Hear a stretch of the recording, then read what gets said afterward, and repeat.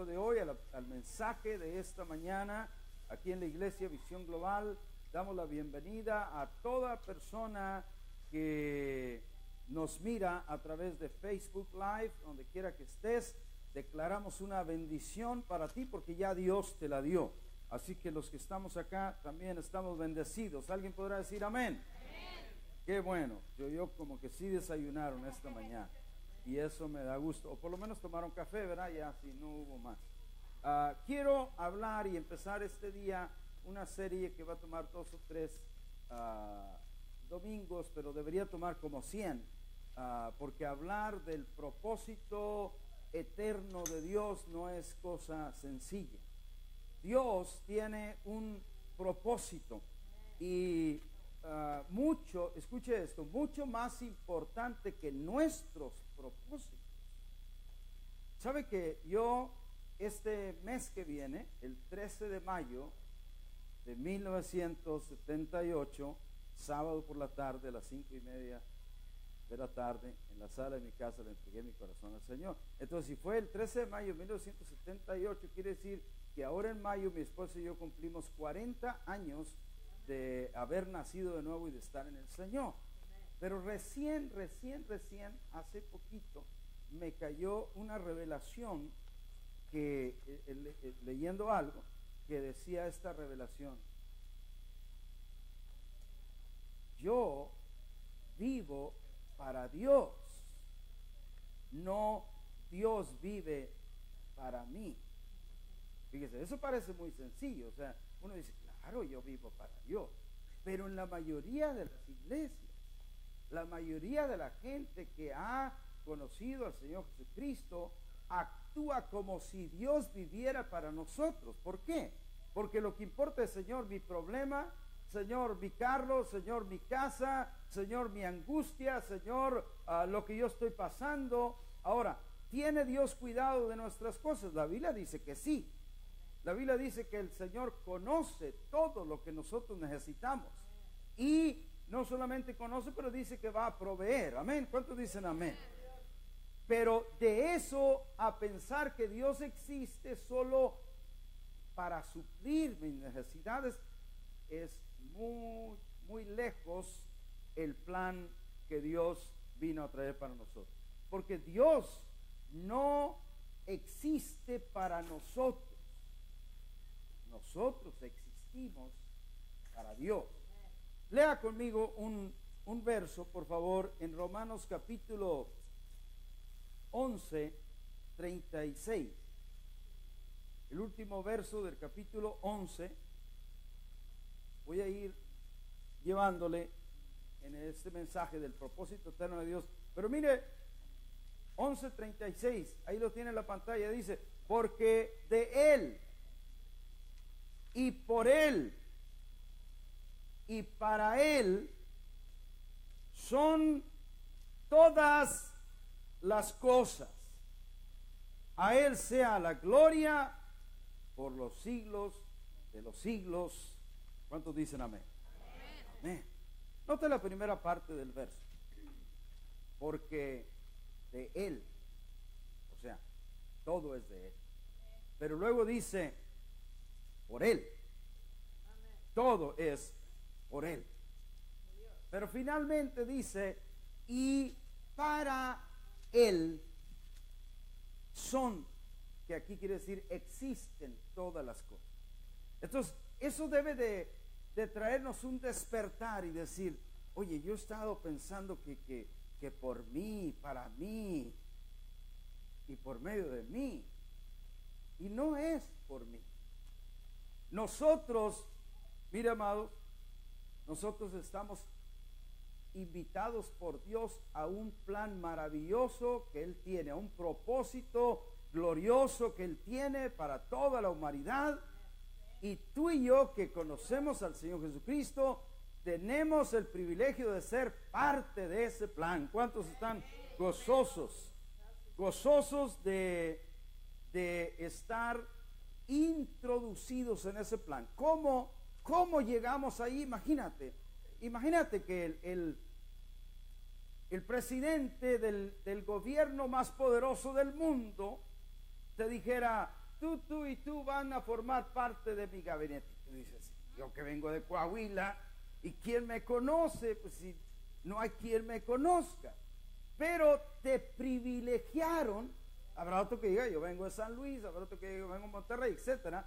Pero te privilegiaron diciéndote, ven, tú eres escogido para estar acá.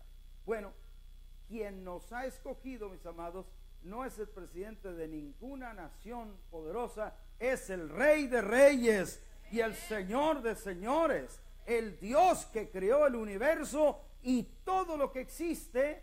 Ha dicho, tú, y todos los que creen en Jesucristo, ustedes también que están allá, todos los que creen en Jesucristo son parte de mi plan.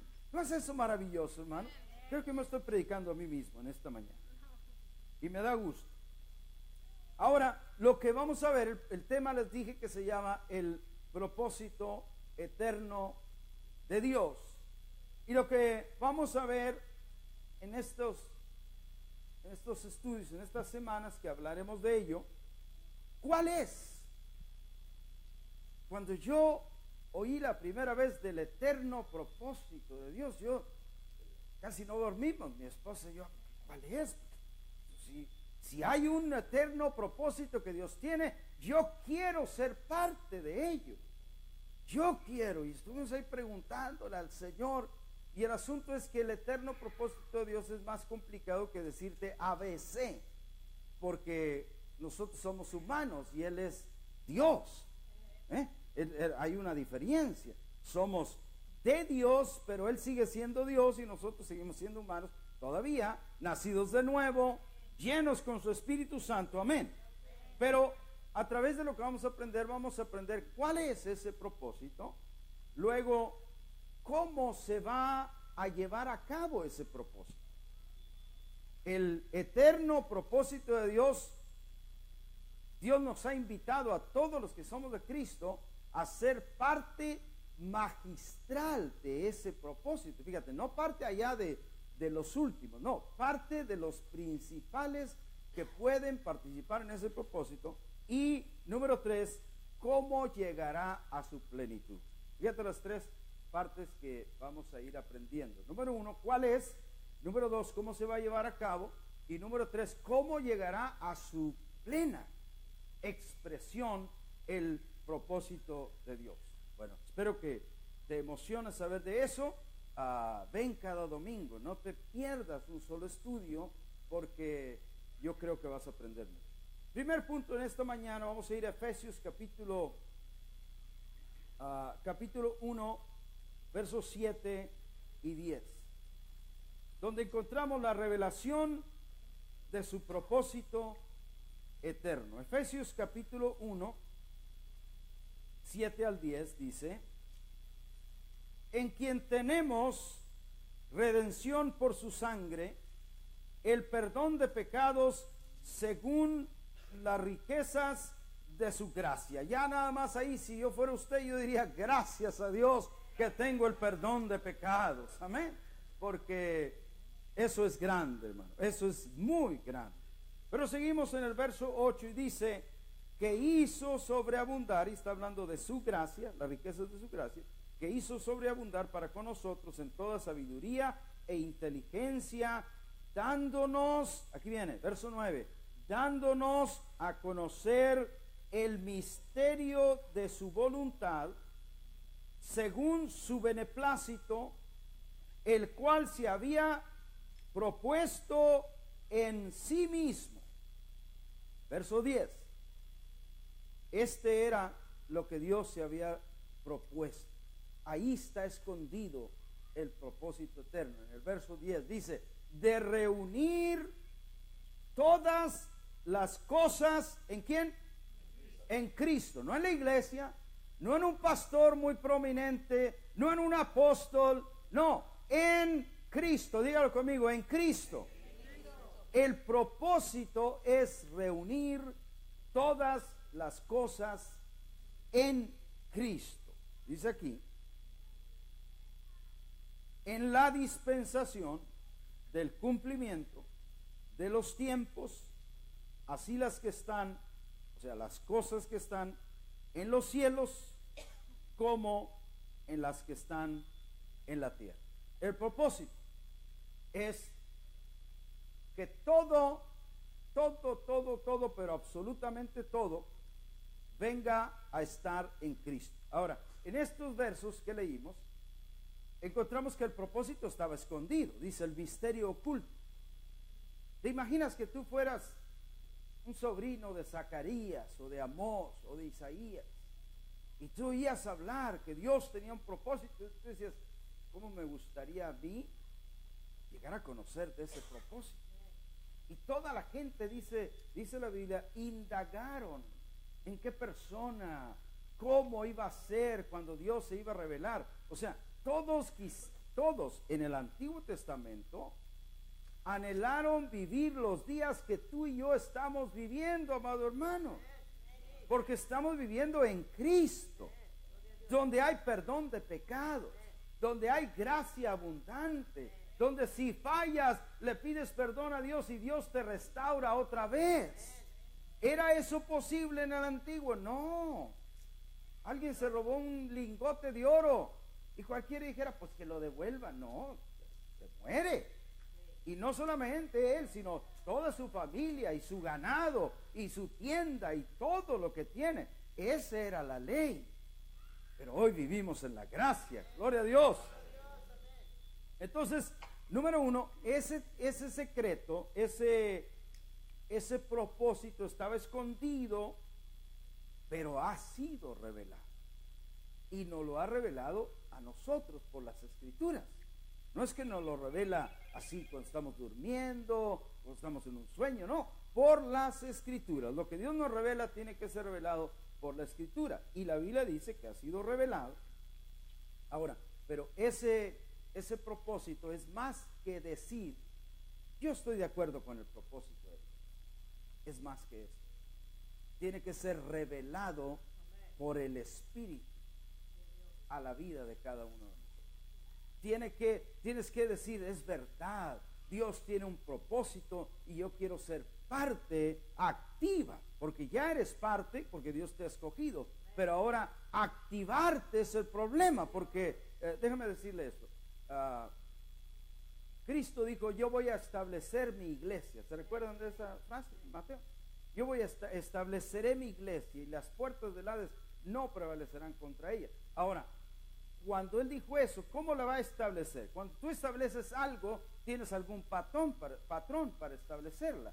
Y Cristo la estableció conforme el Padre, el Hijo y el Espíritu Santo funcionan en el ámbito espiritual. No lo podía establecer de otra manera. Tenía que ser lo que he visto hacer al Padre, eso yo hago. Y sabe que hay una cosa muy importante dentro de varias que hay. Usted estudie y vea cómo funciona la Trinidad, cómo funciona el Padre, el Hijo y el Espíritu Santo. Pero una que le voy a decir hoy es que entre ellos no hay espectadores y uno que sobresale. No, cada quien tiene su función. ¿Lo pueden ver? El Padre hace lo que tiene que hacer, el Hijo hace lo que tiene que hacer, el Espíritu hace lo que tiene que hacer. Y entonces su iglesia, estamos formados en ese mismo concepto, pero por años la iglesia ha pensado en gran mayoría, bueno, yo voy a la iglesia, yo me siento, yo escucho y voy para mi casa y regreso. Eso no es la iglesia. La iglesia es un cuerpo, el cuerpo de Cristo, donde, ¿cuántos tienen cuerpo? Si están aquí es que tiene cuerpo. Entonces cada parte de nuestro cuerpo tiene una función. Uno dice, ¿para qué sirve el dedo chiquito? Cuando te da comezón. Si no tuviéramos el dedo chiquito, no pudiéramos hacerlo. Entonces cada parte del cuerpo tiene una función. Diga conmigo, así también en Cristo. Así también en Cristo. Así también en Cristo. Entonces, esto del misterio de Dios tiene que revelarse y probablemente tengas que orar y decirle, Señor, eso que habló el pastor Medina, yo no entendía que andaba con un misterio ahí, que no sé qué, que un propósito. Pídele a Dios que te revele, porque es importante. porque se te tiene que revelar hasta convertirse en el todo de tu vida. Vamos a leer un pasaje también en Efesios capítulo 3. La mayor parte de las escrituras vamos a leer en Efesios 3 del 8 al 13. Cuando hablamos del propósito eterno de Dios, mira, Efesios 3 del 8 al 13 dice: a mí, que soy menos que el más pequeño. Oye, no, ese sí ya bien abajo, ¿no? A mí, que soy menos que el más pequeño. Eso dice Pablo. De todos los santos. ¿Cómo será los que son más, verdad? Porque si al que es menos que el más pequeño le dio toda esta revelación, ¿cómo será el que es un poquito más? Me fue dada esta gracia de anunciar entre los gentiles el evangelio de las inescrutables riquezas de Cristo. Inescrutables quiere decir que te puedes, es como meterte a bucear en un océano y tú dices, ya voy, ahora sí voy a llegar al mero abajo, y por más que intentes llegar abajo, no llegas, porque no, lo que Dios es, no vamos a poder nosotros entenderlo a plenitud, porque Dios es Dios, pero todo lo que nos revela lo aceptamos, amén. Entonces, cuando hablamos de las inescrutables riquezas, quiere decir que son muchas y numerosas, y nunca se terminan y nunca terminamos de descubrirlas. Verso 9. Y de aclarar a todos digan aclarar. Ahora diga fuerte conmigo: Dios quiere aclarar el misterio. Sí, o sea, no crea que era un misterio y ahora va a seguir el misterio. No, dice Pablo, a mí me fue dado el trabajo de aclarar, y aclarar quiere decir hacer claro. Aclarar a todos cuál sea la dispensación del misterio escondido desde los siglos en Dios. ¿Dónde estaba escondido? En Dios. ¿Y desde cuándo estaba escondido ahí?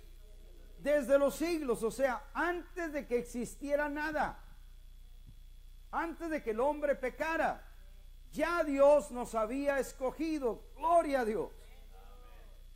Escondido desde los siglos en Dios, que creó todas las cosas. Verso 10.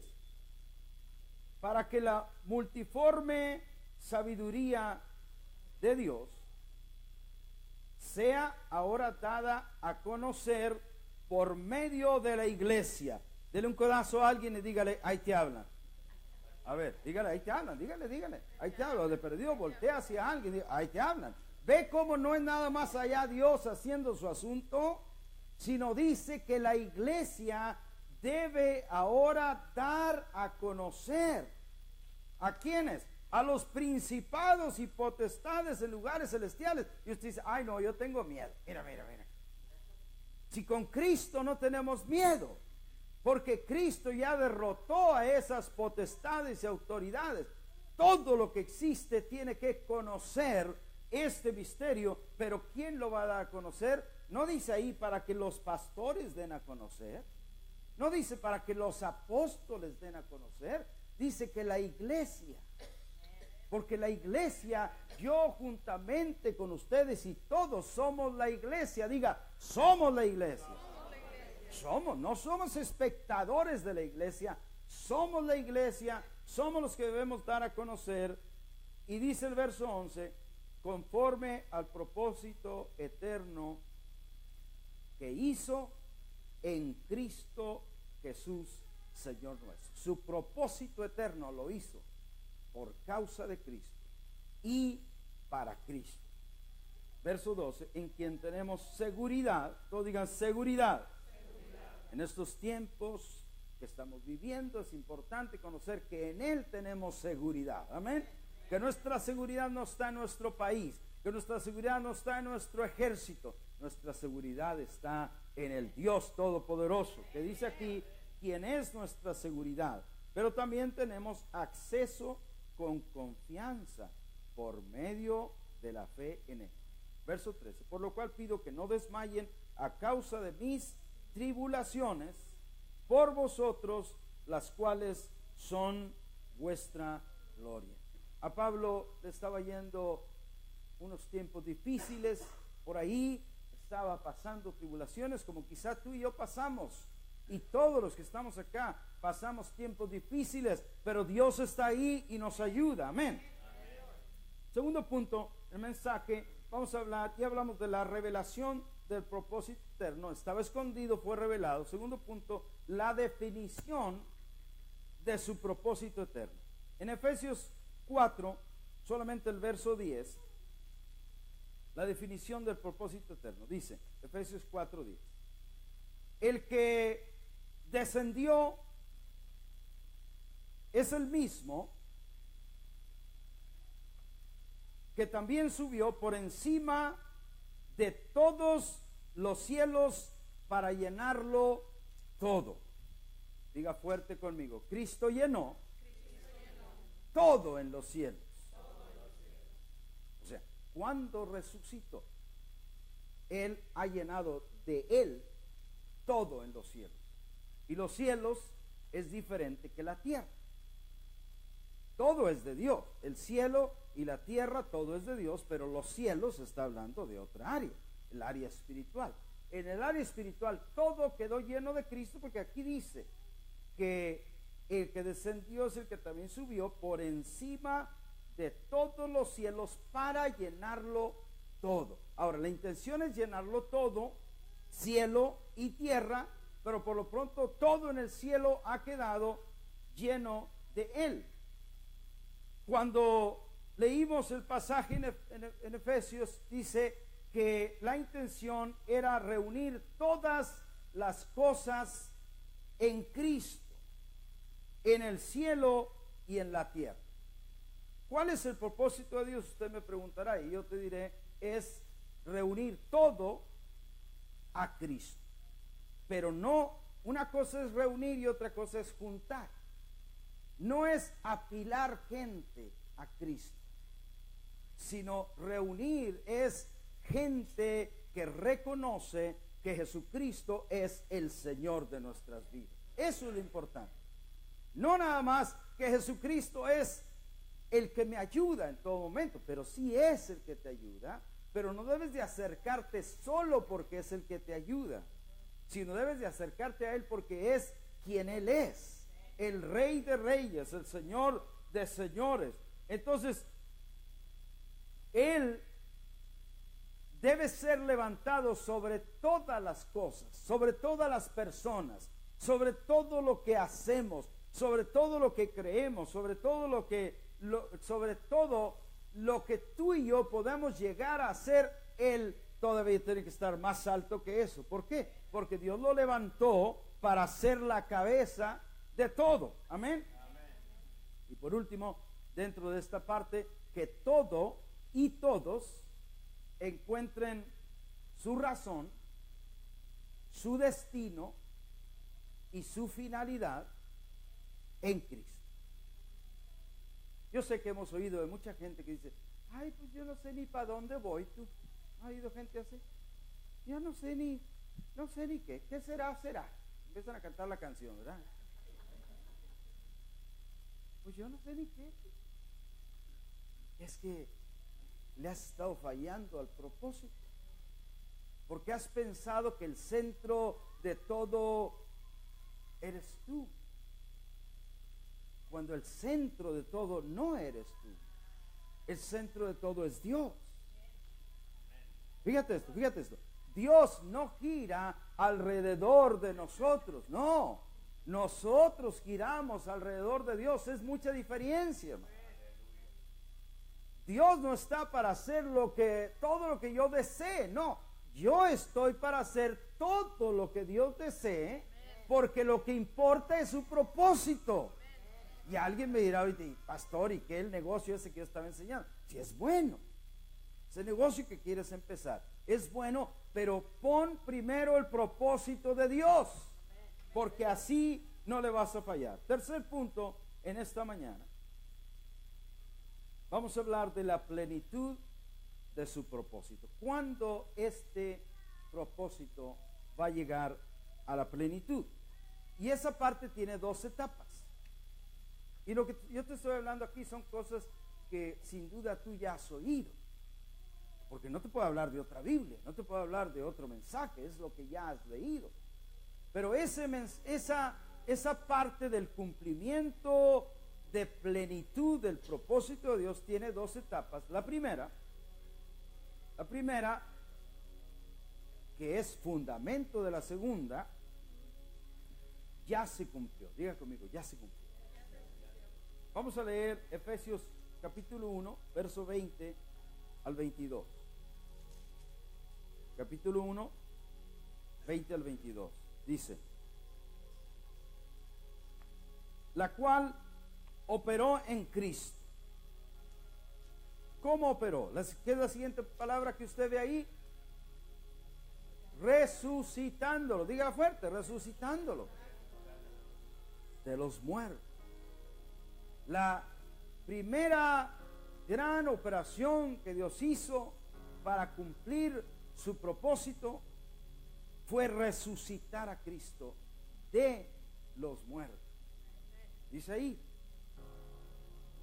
y sentándole a su diestra en los lugares celestiales. ¿Cuántos creen que la diestra de Dios es un lugar de mucha autoridad? La de máxima. Y Cristo fue colocado ahí. Entonces, nosotros creemos en Cristo, tenemos que verlo así, lleno de gloria, lleno de majestad, sentado a la derecha del Padre. Él ya no está crucificado, Él está resucitado. Él ya no está triste, sufriendo por las espinas, no. Él está lleno de gloria, de poder, de majestad y de autoridad. Aleluya. Dele fuerte el aplauso al Señor que vive y reina para siempre. Dice que esa primera parte se cumplió cuando Dios resucitó a Cristo de entre los muertos y lo sentó a la diestra, a su diestra, en lugares celestiales. Ahora el verso 21 dice que lo resucitó y lo sentó sobre todo principado y autoridad y poder y señorío y sobre todo nombre que se nombra. Te han diagnosticado a ti alguna enfermedad y te han dicho: es que tú tienes diabetes. ¿Diabetes tiene nombre o no tiene nombre? Cristo es mayor que ese nombre, porque está puesto sobre todo nombre. Hay alguien que le dice: es que tú tienes cualquier otra enfermedad que tengas, está más alto el nombre de Cristo que ese nombre. Y por supuesto todos nosotros estamos bajo de ese glorioso nombre, porque el que recibe toda la gloria y la honra es Él. Pero dice, no solamente los nombres que se nombran en este siglo, sino también en el venidero. O sea, cuando venga la resurrección de los muertos en Cristo y vayamos a otra etapa, porque llegaremos allá. Pero en el verso 22 dice: y sometió todas las cosas bajo sus pies y lo dio por cabeza sobre todas las cosas a la iglesia. Vuelva a dar otro pedazo, pero no tan fuerte, y dígale: ya te vuelven a hablar. Dígale a alguien: te vuelven a hablar. Porque lo dio otra vez por cabeza a la iglesia. No la iglesia así para que esté pasiva, sin hacer nada. ¿Cuántos han soñado que una vez llegan al cielo y agarran su arpa y se suben a una nube y van a andar paseándose así? No, ni allá ni aquí, hermano. Eso no es real, eso es una caricatura. Jesús dijo: hasta ahora mi Padre trabaja y yo trabajo. Y la pregunta es: ¿y por qué nosotros no trabajamos? No, a mí me gusta ser espectador, yo soy de otra onda. A mí me gusta nomás ver. No, Cristo no nos puso solo para ver, nos puso para accionar. Último verso dice: la cual es su cuerpo. La iglesia es el cuerpo de Cristo. Es la plenitud de aquel que lo llena todo. ¿Leyeron esa parte? ¿Por qué no lo dice conmigo? La plenitud de aquel que lo llena, que todo lo llena en todo, dice ahí. Ahí está. Ahí está la escritura que le decía en Juan 5:17, y Jesús le respondió: mi Padre hasta ahora trabaja y yo trabajo. Y dile a alguien: te vuelven a hablar.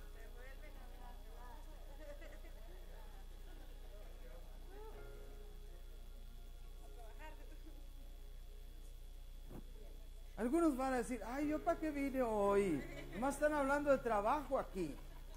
Pero estamos queriendo cumplir el propósito eterno de Dios, ¿no es cierto?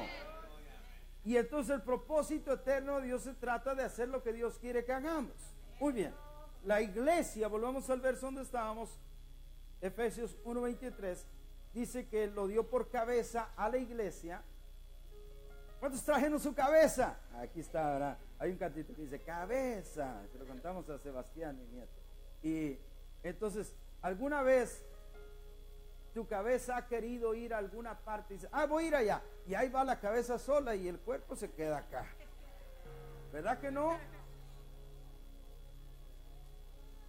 Y eso es lo que ha estado pasando en muchas partes con el cuerpo de Cristo. Cristo quiere ir a todos esos amigos y amigas que tú tienes. No a contarles chismes, no a contarles del Facebook, no a decirle que por amar sin ley. No. Para contarles de la buena nueva. Pero la cabeza quiere ir y el cuerpo dice: ay, no, estoy cansado. Salí agobiado. Y el cuerpo no sigue a la cabeza. Pero yo quiero que, si no vea otra cosa en esta mañana, yo quiero que vea que todos los que somos de Cristo somos el cuerpo ¿de quién? De Cristo. Y si somos el cuerpo de Cristo y es la cabeza, lo que Él planea hacer, cuando la cabeza planea hacer algo, ¿quién lo tiene que hacer, hermano? ¿Están seguros? Cuando Cristo planea hacer algo, ¿quién lo tiene que hacer? El cuerpo, que es la iglesia. Si solo eso se lleva, yo estaré satisfecho. Porque usted se va a ir a la casa diciendo: hay algo que yo tengo que hacer. Le decía que la plenitud del propósito tiene dos etapas. La primera es, y ya se cumplió, es que Cristo murió en nuestro sacrificio. Cristo resucitó y Cristo ascendió al ámbito espiritual. Cuando yo enseño del cielo, yo veo el cielo quizá un poco distinto de como se lo han enseñado a usted. Yo no veo el cielo allá en un planeta lejano, porque no es así. Porque el cielo no es materia, el cielo es ámbito, el cielo es espiritual, y un planeta no es espiritual. De chiquito me enseñaron que el cielo era allá y que allá vive Dios, pero deséchelo, eso era de chiquito. Ahora es grande, diga: soy grande. Entonces ahora entiendo que el cielo es un ámbito. Mire, Cristo cuando estaba aquí en la tierra le dijo a sus discípulos: el reino de Dios no vendrá con advertencia, ni dirán: helo aquí o helo allá. Él estaba parado en la tierra, pero luego les dice: porque he aquí, el reino de Dios está con usted. Allí donde estaba, en ese mismo momento, el reino de Dios estaba allí con ellos. Y todos decían: pero aquí solo veo piedras, solo veo rocas, solo veo montañas. Eso era en lo natural. Pero en lo espiritual, yo veo el cielo, hermano, como un ámbito que está entrelazándose con nosotros, pero no lo vemos. ¿Cuántos se conectan al Wi-Fi en algún lugar? ¿Wi-Fi? Ok. ¿Cuántos ven el Wi-Fi? Pero donde quiera que estás aquí mismo en la propiedad tenemos Wi-Fi. Si usted se conecta, y le doy la clave, pero no se lo voy a dar. porque nos apachurra la cámara. Pero si usted se conecta, va a ver que sí había. Pero en este momento no lo puedes ver, porque no se ve, porque es algo de esas cosas que no se ven. El cielo está aquí, hermano. No lo puedes ver, porque tú lo quieres ver con el ojo natural, y con el ojo natural nunca lo vas a ver. Tienes que verlo con el ojo de la fe, porque la fe tiene ojos. El Espíritu tiene ojos, y el Espíritu dice, no, Dios está aquí. O sea, puedes estar sentado ahí y hay una persona que está bien emocionada y te dice, híjole, hermano, Dios está aquí. Y tú le dices, ¿dónde? Yo no estoy sentado aquí, yo no veo nada. ¿Me entiendes lo que te estoy diciendo? Porque el otro está viendo con la fe y tú estás viendo con los ojos naturales. Entonces, ya estoy por terminar. La primera fase se cumplió cuando Él murió, cuando Él resucitó y cuando Él ascendió. Pero hay una fase más de esas 4 fases principales, o de esos 4 actos principales que Jesús realizó, y ahí se cumple la segunda fase, que es que Cristo fue impartido desde el cielo a la tierra. O sea, no solamente Cristo murió, resucitó y llegó al ámbito espiritual, pero desde el ámbito espiritual ahora Dios lo impartió ¿a quiénes? A nosotros, a todos los que creen en Él. ¿Por qué al que no cree? ¿Por qué al que no cree? Porque no lo puede ver. Porque el que no cree, como es algo del Espíritu, no va a creer que Dios lo hizo. Pero el que cree dice, sí, yo sé que Cristo vive en mí. Amén. Porque yo le pedí perdón y le dije, ven a mi vida, y sí vino. Eso se llama la impartición. Entonces, la segunda fase es la impartición. Cristo debía ser impartido y manifestado por una raza, por una gente que no existía en la tierra. No podía venir sobre la gente de la ley, porque no lo iban a recibir, como no lo recibieron, ni lo podían manifestar. No podía venir sobre la gente pagana, porque no lo podía ver y no lo conocían. Entonces Él dijo, yo voy a ir y yo mismo voy a crear una nueva raza. Y vino y aceptó nacer como un bebé en el vientre de María, para poder llevar todo el propósito y poder hacer el sacrificio por nosotros. Él aceptó, fíjate, aceptó, después de ser el Dios por el que se crearon todas las cosas, aceptar venir a ser un bebé que necesitaba que lo alimentaran, que lo cambiaran, que lo cuidaran, que no se fuera a caer del sillón, como algún bebé por ahí. Entonces, Cristo lo hizo, hermano, para poder impartirse y crear una nueva creación. ¿Qué dice la Biblia? 2 Corintios 5:17, de manera que si alguno está en Cristo, ¿qué es lo que es? Una nueva criatura o una nueva creación. Diga fuerte conmigo, yo soy nueva creación. Y esa nueva creación es que Cristo ha sido impartido. ¿Ves? Cuando yo me convertí era muy común decir, yo amo a Dios, yo sé que Dios me escucha, Padre, escúchame. Pues era todo lo que conocía. Pero hoy no tengo que decir, Padre, escúchame, sino digo, Padre, tú vives en mí.